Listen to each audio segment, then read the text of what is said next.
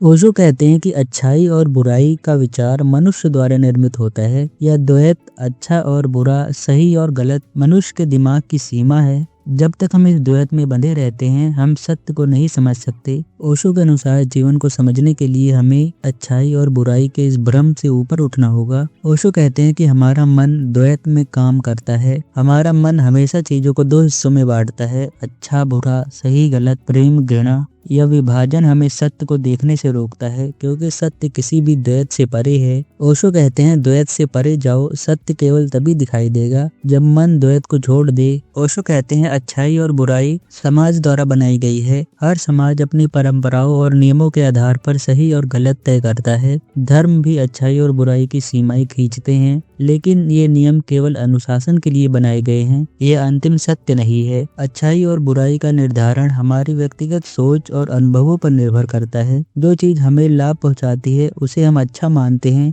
जो नुकसान पहुंचाती है उसे बुरा मान लेते हैं। सत्य किसी नियम या परंपरा में बंधा नहीं है, यह तो इन सीमाओं से परे है। ओशो कहते हैं कि हमें अपने मन और विचारों का अवलोकन करना चाहिए। जब हम ध्यान वह विधि है जिसमें हम मन के द्वैत से परे जा सकते हैं। ध्यान में व्यक्ति केवल होने की अवस्था में पहुंचता है, जहां अच्छा बुरा सही गलत जैसी धारणाएं विलीन हो जाती हैं। ओशो कहते हैं, स्वीकृति ही पहला कदम है। जीवन जैसा है उसे वैसे ही स्वीकार करो। जब हम अच्छाई और बुराई को स्वीकार करना शुरू करते हैं तो यह द्वैत धीरे धीरे समाप्त होने लगता है। ओशो कहते हैं कि जीवन को पूरी समग्रता में जीना चाहिए। अगर जीवन में दुख है तो उसे भी स्वीकार करो। अगर जीवन में सुख आता है तो उसका भी आनंद लो। ओशो कहते हैं कि अच्छाई और बुराई का द्वैत हमारे जीवन का हिस्सा है, लेकिन हमें इसे अपनी सीमा नहीं बनने देना चाहिए। यह केवल एक दृष्टिकोण है, ना कि अंतिम सत्य। जब तक मन अच्छाई और बुराई में बटा रहेगा, तब तक सत्य का अनुभव नहीं किया जा सकता। ध्यान हमें द्वैत से परे ले जाता है। ध्यान में व्यक्ति साक्षी बन जाता है, जहाँ अच्छाई और बुराई का महत्व नहीं रहता।